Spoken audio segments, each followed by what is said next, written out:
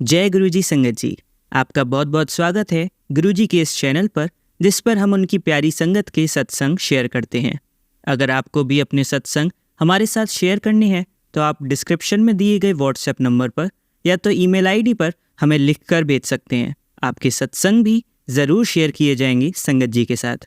चलिए संगत जी, आज का सत्संग शुरू करते हैं। जय गुरुजी। शुक्राना गुरुजी। गुरुजी की प्यारी प्यारी संगत को मेरा जय गुरुजी। आज के युग में हम देखते हैं कि आदमी की कीमत कितने हद तक गिर गई है, इसका अंदाजा हम और आप नहीं लगा सकते। आज आदमी का दुश्मन बन गया है। ऐसे में हमें एक मार्गदर्शक की अत्यंत आवश्यकता है। इस कमी को हमारे गुरुजी काफ़ी हद तक दूर करते हैं। गुरुजी हमारी सभी आवश्यकताओं के बारे में जानते हैं कि किस संगत को क्या चाहिए, किसको क्या। यह सत्संग पुरानी संगत के कंकल का है। सन 1995 की बात है, जब हम गुरुजी के बारे में ज़्यादा कुछ जानते नहीं थे। हमारा एक पुराना मित्र था जो बचपन से मेरे साथ पढ़ा था। वह गुरुजी का अनंत भक्त था। उसको गुरुजी के बारे में पूरा ज्ञान था। वह जब भी मुझसे बातें करता था तो हमेशा गुरुजी की ही करता था। उसने अब एक दूसरे की बुराई भलाई करना छोड़ दिया था। वह सिर्फ सत्संग करता था। उसका कहना था कि हम एक दूसरे की बुराइयां करके अपने पाप कर्म बांधते हैं। ये कर्म सारी जिंदगी हमारा पीछा नहीं छोड़ते। हम नित्य प्रतिदिन जानबूझकर या अनजाने में इतने अपराध करते हैं जिनका हमको पता ही नहीं चल पाता। ये पाप हमारे जीवन में आड़े आते हैं।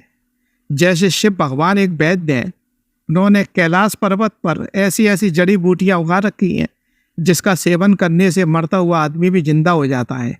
ऐसा उदाहरण रामायण काल में जब आया था, तब मेघनाथ के तीर ने लक्ष्मण जी को बेहोश कर दिया था। वह मृत्यु से जूझ रहे थे। उसी समय वैद्य ने कैलाश पर्वत से जड़ी बूटी लाने के लिए कहा। यह एक असंभव कार्य था। इस कार्य का जिम्मा हनुमान जी ने निभाया था। जिस प्रकार शिव जी वैद्य हैं और गुरु जी भी उनका मानव अवतार है, वे भी अपने संगत के हर छोटे बड़े रोगों का उपचार किया करते हैं। मैं डायबिटीज व बवासीर दोनों रोगों से पीड़ित था। मैंने इन रोगों के लिए काफ़ी डॉक्टर बदल दिए थे, लेकिन कोई फ़ायदा अभी तक प्राप्त नहीं हुआ था। डायबिटीज की वजह से मेरा वेट भी काफ़ी कम होता चला जा रहा था। मैं अपने पसंद का भोजन नहीं कर सकता था। बहुत सी चीज़ों की पाबंदी थी। ऐसा लगता था कि अब जीवन में कुछ शेष ही नहीं रह गया है। एक दिन मैं बहुत परेशान बैठा हुआ था। समझ में नहीं आ रहा था कि क्या किया जाए। इतने में मेरा एक मित्र मेरे घर आया और मेरी हालत देखकर दंग रह गया। जब मैंने उसे अपनी कहानी बताई तो वह बोला, कल हम लोग गुरुजी के पास चलेंगे। मैं तुम्हें गुरुजी से मिलवाता हूँ। गुरुजी ने ऐसे ऐसे रोग ठीक किए हैं जिन्हें डॉक्टर ने भी जवाब दे दिया था। दूसरे दिन हम दोनों एम्पायर स्टेट गुरुजी के पास पहुँचे। एम्पायर स्टेट में गुरुजी रहते थे। जैसे ही हम लोग वहाँ पहुँचे, मैंने देखा गुरुजी वहाँ एक बहुत बड़े सिंहासन पर बैठे हुए थे। वहाँ शब्द चल रही थी। सारे मंदिर में एक विशेष प्रकार की खुशबू आ रही थी। वहाँ पर संगत का कोई व्यक्ति आपस में किसी से बातें नहीं कर रहा था। ऐसा वातावरण मैंने अपने जीवन में पहली बार देखा था। जैसे ही हम वहाँ पहुँचे, गुरुजी ने हमें इशारे से बुला लिया। वह फिर मेरे मित्र ने गुरुजी से परिचय करवाया। मैंने गुरुजी को बताया कि गुरुजी, आज मेरा पहला दिन है। मैं यहाँ के कोई कायदे कानून नहीं जानता। तब गुरुजी ने मेरी समस्या के बारे में पूछा। मैंने गुरुजी को तुरंत अपने दोनों रोगों के बारे में बता दिया। मेरी बातें सुनकर गुरुजी जोर से हंसे और बोले, जा ऐश कर, तेरा कल्याण कितना। मैं गुरुजी के चेहरे को देख रहा था। एक गजब का आकर्षण गुरुजी के चेहरे में था। गुरुजी ने कहा कि पहले लंगर ग्रहण करो। हमने गुरुजी के निर्देश के अनुसार लंगर ग्रहण किया। लंगर के प्रसाद में इतनी मिर्च थी कि मुझे लगा कि यह मेरे बवासीर के रोग को और जटिल कर देगी। उस लंगर प्रसाद में उस दिन काफ़ी मिर्च थी। फिर भी मैं अपने दोस्त की सलाह से उस मिर्ची वाले प्रसाद को खा गया। अब मैंने यह ठान लिया था कि जो भी होगा देखा जाएगा। अब मैं नियमित गुरुजी के पास जाने लगा था और नित्य प्रतिदिन लंगर प्रसाद ग्रहण करता था। मैं यह देखकर बड़ा आश्चर्य कर रहा था कि मेरी तबीयत बिगड़ने के स्थान पर सुधर रही है। यह बवासीर की वजह से ज़्यादा मिर्चें नहीं खा पाता था। ज़्यादा मिर्चें मेरे लिए जहर के समान थी। हमेशा मेरे खाने में बहुत कम मिर्चें होती थी। अब मेरे को काफ़ी मिर्चों वाला खाना खाने को मिल रहा था, लेकिन मेरी तबीयत में अब काफी सुधार आ रहा था। एक दिन वह आया कि मेरा यह रोग बिल्कुल खत्म हो गया। अब मुझे बवासीर का रोग बिल्कुल दूर चला गया था। यह रोग करीब 10 साल से मुझे परेशान कर रहा था। मैं काफी पैसे खर्च करके इस रोग को मिटाने की कोशिश कर चुका था, लेकिन कोई फायदा मुझे नहीं हुआ। गुरुजी के लंगर प्रसाद ने मेरा यह भयंकर वाला रोग मुझसे दूर कर दिया था। मेरे इस डायबिटीज में काफी सुधार हो रहा था। सामान्यतः गुरुजी अपने हाथ से मिठाई बांटते थे। एक व्यक्ति को कुल मिलाकर 500 ग्राम मिठाई खाने को मिल जाती थी। इतनी बर्फी एक साथ कोई व्यक्ति अपने घर पर नहीं खा सकता। सामान्यतः ज्यादा मीठा खाने से ग्लूकोज का स्तर बढ़ जाता था। तब कई अन्य परेशानियां घेर लेती थी। उन परेशानियों में मुझे लगातार चक्कर आते थे। अब यह परेशानियां काफी हद तक खत्म हो रही थी। जिसको जितना प्रसाद देना होता था यह गुरुजी स्वयं तय करते थे। गुरुजी के यहाँ का नियम था कि संगत के सदस्य दिए हुए टाइम पर मंदिर में प्रवेश करेंगे, लेकिन उनके लौटकर वापस जाने का टाइम गुरुजी स्वयं तय करते थे। किसी व्यक्ति की इतनी हिम्मत नहीं होती थी कि वह स्वयं अपनी मर्जी से वहां से चला जाए। जो कोई भी व्यक्ति वहां से जाना चाहता था उसे गुरुजी की परमिशन अवश्य लेनी होती थी। जहां तक मेरे डायबिटीज का प्रश्न है, ये भोजन से पहले और बाद का स्तर 125/175 था, जबकि उसका आदर्श स्तर 100/140 होना चाहिए। जब भी मैं गुरुजी के पास जाता था, गुरुजी मुझे ढेर सारी मिठाई खाने को देते थे। फिर भी मेरा ग्लूकोज स्तर 91/140 रहता था। अब मेरी बीमारी पूर्ण रूप से ठीक हो गई थी। आजकल मुझे घर पर मिठाई खानी पड़ती थी, जिससे कि स्तर अधिक ना गिरे। अब मैंने धीरे धीरे डायबिटीज की सारी दवाइयां बंद कर दी थी। अब मेरा वेट भी धीरे धीरे बढ़ रहा था। अब मुझे कोई भी शारीरिक कमजोरी महसूस नहीं होती थी। मैं गुरुजी का शुक्राना करते करते नहीं थकता था कि इतने पैसे खर्च करने के बाद भी मेरे ये दोनों रोग ठीक नहीं हो पा रहे थे, लेकिन गुरुजी की इन चीजों ने दोनों रोग मेरे से दूर कर दिए। गुरुजी वास्तव में शिव का अवतार है। जो भी व्यक्ति इनके चरणों में आया उसने अपनी औकात से ज्यादा पाया। मेरी निगाह में एम्पायर स्टेट और बड़ा मंदिर स्वर्ग है। ऐसी खूबसूरत जगह मैंने कहीं नहीं देखी। अब इसके बाद मेरे को एक बीमारी ने घेर लिया। मुझे यूरिन करने में अवरोध हो रहा था। मेरा यूरिन अब रुक रुक कर आता था। कई बार मुझे यूरिन जाना पड़ता था। मैं प्रारंभ में सर गंगाराम में अपनी एक सर्जरी भी करा चुका था, क्योंकि मैं उस समय गुरुजी को नहीं जानता था। जब मैं गुरुजी के पास पहुंचा तो यह समस्या शांत थी। उस समय केवल डायबिटीज व बवासीर का रोग ही अपना सर उठा रहे थे।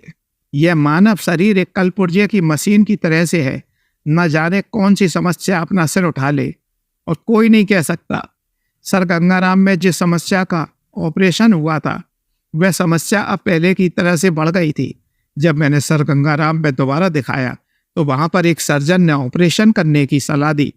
जब मैंने उन्हें बताया कि मैं इस रोग की सर्जरी करीबन 2 साल पहले करवा चुका हूं, तो उन्होंने कहा कि सर्जरी के बाद भी यह समस्या फिर दोबारा हो जाती है। इसका कोई ऑल्टरनेट नहीं है। जैसे कि पथरी के ऑपरेशन से पथरी निकाल दी जाती है, लेकिन फिर दोबारा पथरी होने पर ऑपरेशन करना पड़ता है। इन चीज़ों का हमारी मेडिकल साइंस में कोई इलाज नहीं है। अब मैंने गुरुजी से मिलकर इस समस्या को सुलझाने का प्रयास किया। मैंने गुरुजी को बताया अपनी मूत्र संबंधी समस्या के बारे में। गुरुजी ने एक दवाई बताई जिसके प्रयोग से 1 महीने में मेरी समस्या का अंत हो गया। मुझे कोई सर्जरी करवाने की आवश्यकता नहीं। अब जब भी यह समस्या होती थी तो मैं वह दवाई खाकर अपनी समस्या दूर कर लेता था। मैं राजौरी गार्डन के मेन मार्केट में एक किराए के मकान में रहता था। मैं काफ़ी सालों से इस मकान में रह रहा था। मेरे से पहले मेरे पिताजी इस मकान में रहते थे। हमारे परिवार को इस मकान में रहते हुए काफ़ी समय हो गया था। मेरा मकान मालिक ज़बरदस्ती मुझसे यह मकान खाली नहीं करा सकता था। मेरे मकान मालिक ने मेरा यह मकान एक बिल्डर को बेच दिया था। वह बिल्डर काफ़ी प्रभावशाली व्यक्ति था। उसकी राजनीतिक पहुंच काफ़ी दूर तक थी। उससे भिड़ने का कोई साहस नहीं कर सकता था। उसके कई मंत्रियों से संबंध थे। कई ऊंची ऊंची पोस्ट वाले IPS लोग उसके घर पर सलाम करने आते थे। वह हमेशा ऐसे ही सौदे खरीदता था जिसमें किराएदार हो या लड़ाई झगड़ों की आशंका हो। ऐसे सौदे काफ़ी कम रेट में मिल जाते थे, क्योंकि प्रॉपर्टी का मालिक उस प्रॉपर्टी से बहुत दुखी रहता था। वह कोई लफड़े मोल नहीं लेना चाहता था, इसलिए काफ़ी कम पैसों में उस प्रॉपर्टी डीलर को उस प्रॉपर्टी को बेच देते थे। ये लोग प्रारंभ में थोड़े बहुत रुपए देकर प्रॉपर्टी खाली कराने का प्रयत्न करते थे, लेकिन जब व्यक्ति इनकी बातें नहीं सुनता था तो डरा धमका कर उससे मकान खाली करा लेते थे तथा खुद बिल्डिंग बनाकर काफ़ी महंगे दामों में बेचते थे। मैं जिस मकान में रह रहा था उस मकान की कीमत काफ़ी थी। वह मेन मार्केट में था। वह मुझसे मकान खाली करवा कर वहाँ मार्केट बनवाना चाहता था। मैं गुरुजी के पास नियमित जाता था, इसलिए एक दिन समय देखकर मैंने उनसे इस बारे में प्रार्थना की। मेरी प्रार्थना को सुनकर गुरुजी भी चुप रहे। मुझे लगा गुरुजी शायद उत्तर नहीं दे रहे, अतः मैंने दोबारा प्रार्थना की तो भी चुप रहे। अब मैं उनकी ओर देखकर चुप हो गया। इससे ज़्यादा जोर मैं गुरुजी से दे नहीं सकता था, परंतु उनके चुप रहने का कारण मुझे दूसरे दिन समझ में आया। जब हम धौला कुआं से गुजर रहे थे तो मेरी कार के ब्रेक अपने आप काम करना बंद कर दिए। मैं घबरा गया। उस समय वहाँ काफ़ी भीड़ थी। मैंने कार की स्पीड धीरे धीरे करके कार को एक साइड की तरफ लगा दिया। वह तो चांस ऐसा था कि वहाँ पर कोई ज़्यादा भीड़ नहीं थी। अब कार धीरे धीरे चलकर झटके खाकर रुक गई। मैं भगवान का शुक्र व गुरुजी का बहुत शुक्रगुजार हूँ कि वहाँ कोई दुर्घटना नहीं घटी। उसी समय एक व्यक्ति वहाँ से गुजर रहा था। मेरी हड़बड़ाहट देखकर वह रुक गया और मेरी कार की ओर देखकर बोला कि कोई हेल्प की आवश्यकता है क्या? मैं कार का मैकेनिक हूँ। तब मेरी जान में जान आई और मैंने थोड़ी देर में अपनी कार के ब्रेक के बारे में बता दिया। उसने कार का बोनट खोलकर समस्या देखनी शुरू कर दी और थोड़ी देर में ही उसने उस कार के ब्रेकों को सही कर दिया है। कोई भी टेक्निकल फॉल्ट था वह जानता था, इसलिए कार बहुत जल्दी सही हो गई। तब समझ में आया कि गुरुजी चुप क्यों थे। गुरुजी हमारे जीवन में घटने वाली सभी घटनाओं को पहले से ही जान लेते थे तथा उनका सॉल्यूशन भी उसी समय कर देते थे, वरना ऐसे समय में कुछ भी हो सकता था। उनकी दया मुझ पर यही समाप्त नहीं हुई। वह बिल्डर जो इतना पावरफुल था, वह एक भीगी बिल्ली बनकर मेरे पास आया और मुझसे निकलने के एवज में इतना बड़ा अमाउंट उसने मेरे को दिया, जिसमें 1 महीने में नया मकान लेकर मैं उसमें शिफ्ट कर गया। बाकी किराएदारों को तो उसने वैसे ही भगा दिया। यह सब गुरुजी के दया दृष्टि के कारण हुआ, वरना मेरी कोई औकात नहीं थी कि मैं उससे इतना रुपया प्राप्त कर सकूं। गुरुजी के प्रत्येक भक्त को आशीर्वाद मिलता है, उनसे कोई अछूता नहीं रहता। उन सबको जो गुरुजी को किसी भी रूप में याद करते हैं, चाहे उनके पास गुरुजी का स्वरूप है या नहीं, इससे गुरुजी को कोई फर्क नहीं पड़ता। बस आपकी मांग निस्वार्थ भाव से हो, अंतरंग की पीड़ा हो। एक दिन मेरे साले साहब मेरे घर आए। हम हमेशा उन्हें गुरुजी के सत्संग सुनाते थे। आते ही साले साहब बोले कि मैं गुरुजी के बारे में इतना सुन चुका हूँ, आज मैं अपनी धर्मपत्नी के साथ मिलकर उनसे आशीर्वाद लेना चाहता हूँ। जैसे ही मैं उन लोगों को एम्पायर स्टेट लेकर गया, गुरुजी ने उनकी पत्नी को एक स्वरूप दिया। उनके देखते ही गुरुजी बोले, कुड़िए तेरी शादी को काफ़ी टाइम हो गया है, लेकिन तुम्हारे अभी तक कोई संतान नहीं है। मैं तुम दोनों को आशीर्वाद देता हूँ कि जल्दी तुम्हें एक स्वस्थ और सुंदर बच्चा प्राप्त हो। मेरे साले साहब गुरुजी के चरणों में यही कामना रखना चाहते थे, जो कि गुरुजी ने पहले ही सुन ली थी। अब गुरुजी ने उनकी पत्नी को स्वप्न दिया, जिसमें वह एक सुंदर बच्चे को खिला रही थी। कुछ दिन बाद उनकी यह मनोकामना पूर्ण हुई। पत्नी ने एक सुंदर व स्वस्थ बच्चे को जन्म दिया। इस बच्चे को देखकर दोनों पति पत्नी फूले नहीं समारे। जब मेरे साले साहब के गुर्दों में अत्यंत कष्ट हुआ तो गुरुजी से उन्होंने प्रार्थना की। वह शीघ्र ही स्वस्थ हो गए। उनके यूरिन में पथरी फंसने से काफ़ी तकलीफ हो रही थी, इसलिए काफ़ी दर्दनाशक कीमती दवाइयाँ ले रहे थे, लेकिन कोई फायदा नहीं हो पा रहा था। जब गुरुजी ने अरदास लगाई तो उनकी यह वेदना कुछ ही घंटों में दूर हो गई। मेरे साले साहब अपना एक निजी प्राइवेट स्कूल चलाते थे। ऐसे स्कूलों को 2005 में पंजाब सरकार ने मान्यता देने से मना कर दिया, तो गुरुजी की कृपा से सबसे पहले उनके ही स्कूल को मान्यता मिली। उस स्कूल में गुरुजी का एक बहुत बड़ा स्वरूप साले साहब ने प्रिंसिपल साहब के कमरे में लगवाया। इस स्कूल में अब बच्चों की संख्या काफ़ी तेजी से बढ़ रही थी। गुरुजी सबको आशीर्वाद देते हैं, केवल समर्पण और आस्था आवश्यक है। उनको अपनी समस्याएं बताने की आवश्यकता नहीं, उन्हें सब ज्ञात रहता है। गुरुजी देते हैं और उन समस्याओं का निराकरण भी करते हैं जो हमारे लिए अहितकारी हो, उसे नष्ट भी कर देते हैं। अब बस मैं इस सत्संग को यहीं समाप्त कर रहा हूँ। जय गुरुजी की। शुक्राना गुरुजी। चलिए संगत जी, अब अगला सत्संग सुनते हैं। जय गुरु जी। संगत जी, ये मेरा तीसरा शुक्राना सत्संग है। कुछ दिनों से हर रोज बार बार मुझे एक ही मैसेज गुरु जी का आ रहा था कि संध्या वेले शुक्राना कर। तो आज गुरु जी की कृपा से मैं अपना शुक्राना सत्संग शेयर करना चाहती हूँ। मैं मंत्र जाप से शुरू करना चाहूंगी अपना सत्संग। ओम नमो शिवाय, शिवजी सदा सहाय। ओम नमो शिवाय, गुरुजी सदा सहाय। ओम नमो शिवाय, शिवजी सदा सहाय। ओम नमो शिवाय, गुरुजी सदा सहाय। मैंने पहले भी अपने सत्संग शेयर किए हैं जिसमें गुरुजी के साथ मेरी जर्नी कब और कैसे शुरू हुई सब बताया है। मैंने गुरुजी के बारे में 2012 में सुना था। बड़े मंदिर भी जाती थी, सत्संग भी अटेंड करती थी, लेकिन उनसे दिल से कनेक्शन 2018 के बाद शुरू हुआ। गुरुजी कब कैसे ब्लेसिंग्स दे देते हैं हमें पता ही नहीं चलता। कोविड के महीने में अपनी छत पर जब वॉक करती थी तो बहुत ज्यादा फूलों की खुशबू आती थी। नीचे अपने रूम में आती थी तो भी बहुत ही ज्यादा मन को मोह लेने वाली बहुत ही प्यारी खुशबू आया करती थी। मैं बार बार मम्मी से पूछती थी कि इतनी प्यारी खुशबू कहाँ से आती है, तो मम्मी भी हैरान होती थी कि न जाने कहाँ से आती है इतनी खुशबू। कुछ दिनों तक वो खुशबू आती रही, फिर बाद में बंद हो गई। आज मुझे एहसास होता है कि वो गुरुजी की ब्लेसिंग्स थी।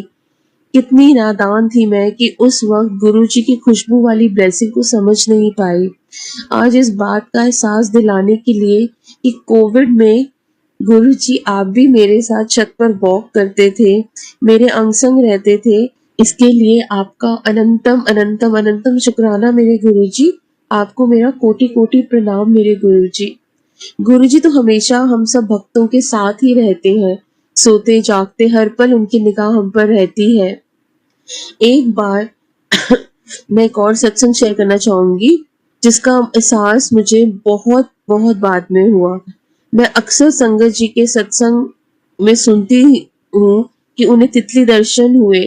सुनकर मुझे अच्छा लगता था।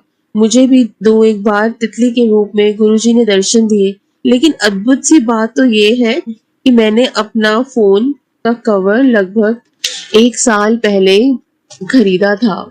1 साल पहले खरीदा था, लेकिन क्योंकि मेरे फोन का मॉडल के लिए उस शॉपकीपर के पास कुछ खास वैरायटी नहीं थी, तो मैंने रैंडमली उस कवर को बिना सोचे समझे खरीद लिया।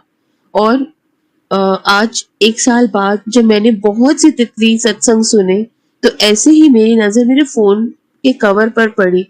मैं हक्की बक्की रह गई। मेरे फोन कवर पर तितलियां बनी हैं, वो भी 7 तितलियां, जो गुरुजी का नंबर है। गुरुजी ने मुझे कैसे एहसास करवाया कि उन्होंने मुझे ऐसे फोन कवर ब्लेस किया जिस पर पहले से ही 7 तितलियां बनी थी। मैं 1 साल तक इस बात पर गौर ही नहीं किया था। कभी तो ऐसे ही तो हैं हमारे गुरुजी जो हर पल हमारा साथ किसी ना किसी रूप में देते हैं। Thank you thank you thank you गुरुजी, मुझे ऐसी ब्लेसिंग्स देने के लिए। संगत जी, मेरी लाइफ बहुत बहुत बहुत ज्यादा स्ट्रगलिंग है। इतनी ज्यादा स्ट्रगलिंग कि कभी कभी इतना थक जाती हूँ और सुसाइडल थॉट्स मुझे आने लगते हैं। वेरी वेरी वेरी सॉरी गुरुजी। आपके वक्त होकर हमें हिम्मत नहीं हारनी चाहिए, ये आपने सिखाया है। आपकी ही दी हुई शिक्षा जो मैसेजेस के थ्रू मिलती है कि हमारे अपने पुराने कर्मों की वजह से हमें दुख भोगने ही पड़ते हैं, हमें अपने हर कर्म का हिसाब देना ही पड़ता है। तो गुरुजी, मैं बार बार गिरती हूँ, बहुत गिरती हूँ, लेकिन आप ही मेरी बाह पकड़ के मुझे उठा लेते हैं और हिम्मत मत हार, स्ट्रॉन्ग बन, ये कहते हैं। शुक्राना गुरुपा, आपके मैसेजेस द्वारा जो शिक्षा मिलती है वो ही हमारी जिंदगी को चला रही है। हर कदम पर कांटे ही कांटे बिछे हैं गुरुपा। उन कांटों को फूलों की सेज आप ही बनाते हैं। जैसे एक तूफान में समुंदर में फंसी एक कश्ती में मुसाफिर पूरा अपने माझी पर भरोसा करता है कि वो उसे पार लगा ही देगा, वैसे ही हमारी जिंदगी से भरी कश्ती में माझी भी गुरुपा है और वो इसे ही पार जरूर लगा देंगे। बस अपने भक्तों से बस अपने भरोसे को मजबूत बनाना होगा। अब मैं अपने सत्संग को यही विराम देना चाहूंगी, ये अरदास करते हुए कि जो भी मेरे सत्संग को सुन रहा है, मैं हर संगत को गुरुपा बहुत बहुत ब्लेस करना, हर संगत के दुखों को जल्द से जल्द दूर करना। जय गुरु जी। शुक्राना शुक्राना शुक्राना गुरु जी, अनंतम अनंतम शुक्राना मेरे गुरुपा। चलिए संगत जी, अब अगला सत्संग सुनते हैं।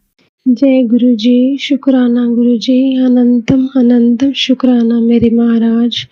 सारी संगत जी को भी जय गुरु जी। संगत जी, गुरु जी के चरणों में शुक्राना सत्संग शेयर कर रही हूँ। आप भी मंत्र जाप बोलना मेरे साथ। ओम नमो शिवाय, शिव जी सदा सहाय। ओम नमो शिवाय, गुरु जी सदा सहाय। संगत जी, ये गुरु जी के चरणों में मैं रात को भी शुक्राना सत्संग शेयर कर रही हूँ, क्योंकि मुझे शाम को भी मैसेज गुरु जी का आ रहा था कि सोने से पहले शुक्राना जरूर करना।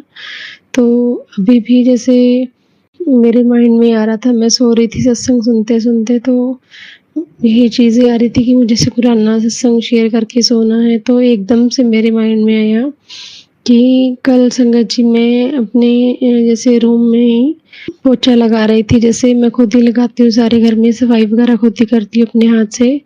तो गुरु महाराज जी इसी मतलब रूम में विराजमान है, जैसे ड्राइंग रूम में ही। तो वहीं पे गुरु जी की गद्दी गुरु जी ने अपने आप ही जैसे वहीं पे लगाई हुई है।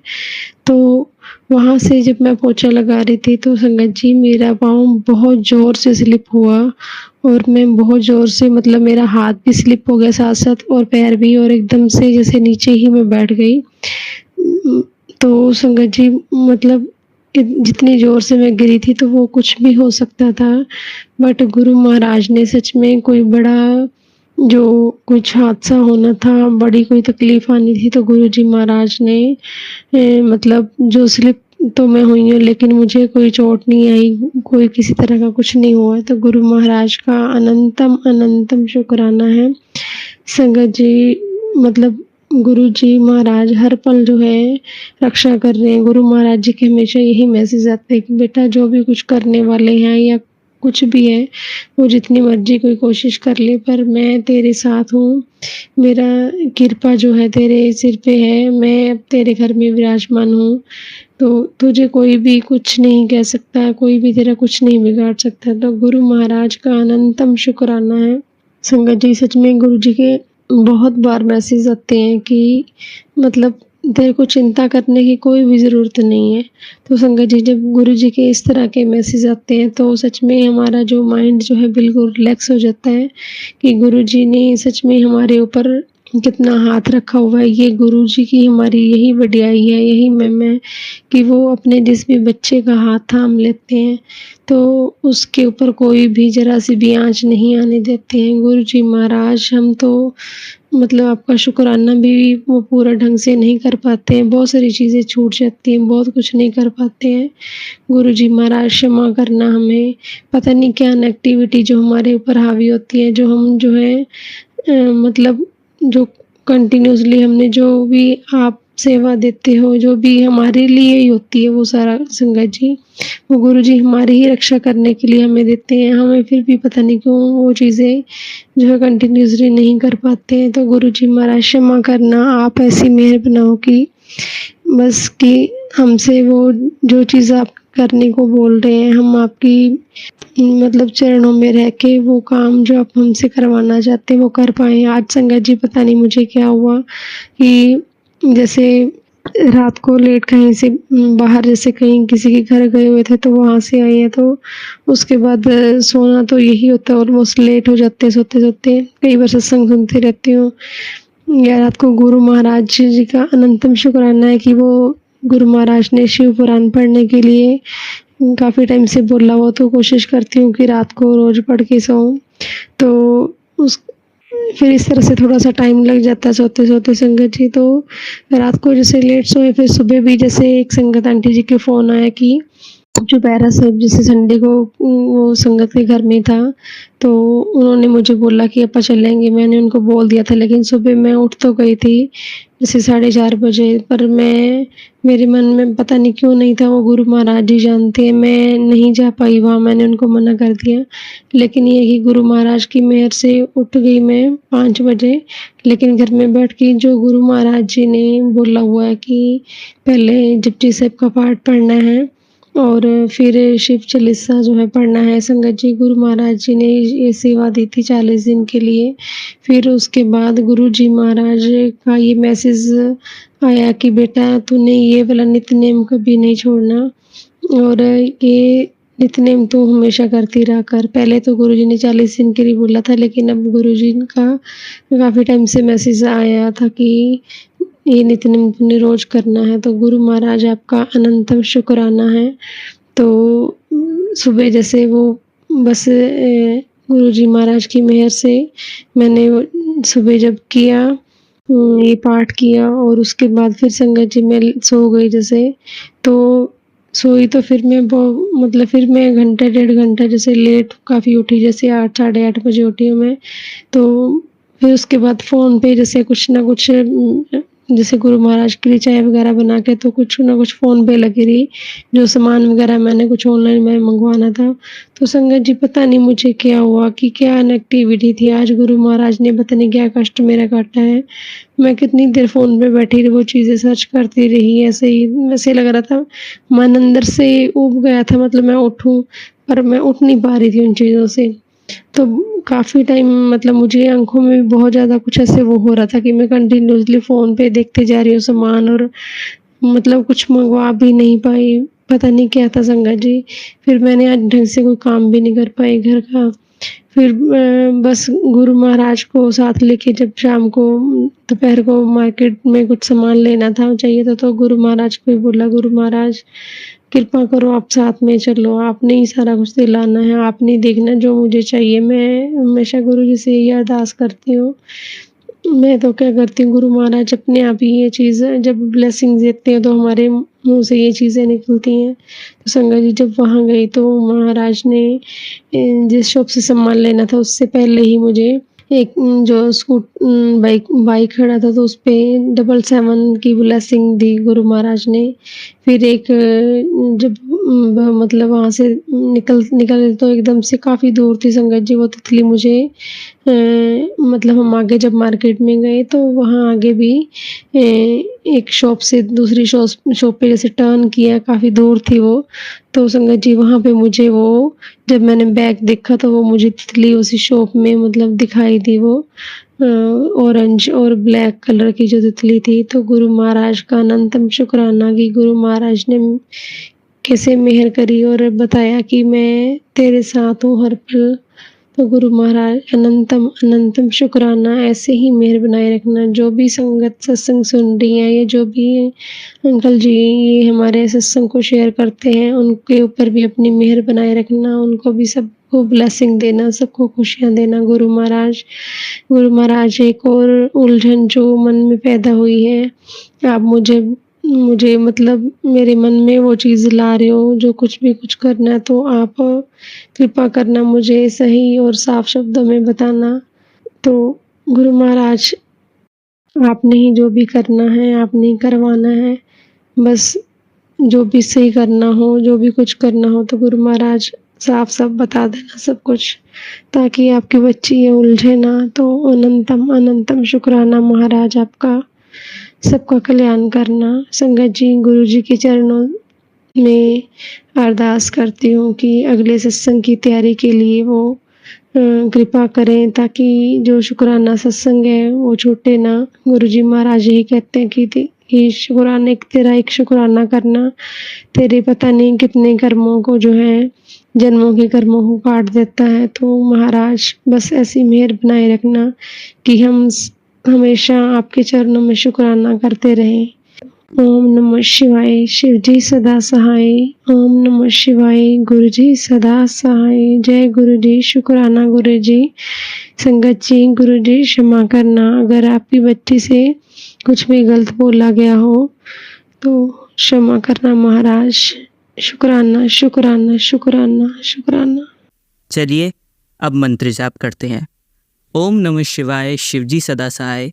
ओम नमः शिवाय गुरुजी सदा सहाय। ओम नमः शिवाय शिवजी सदा सहाय। ओम नमः शिवाय गुरुजी सदा सहाय। ओम नमः शिवाय शिवजी सदा सहाय। ओम नमः शिवाय गुरुजी सदा सहाय। धन्यवाद संगत जी, आपका दिन बहुत ही मंगलमय जाए। जय गुरुजी। शुक्राना गुरुजी।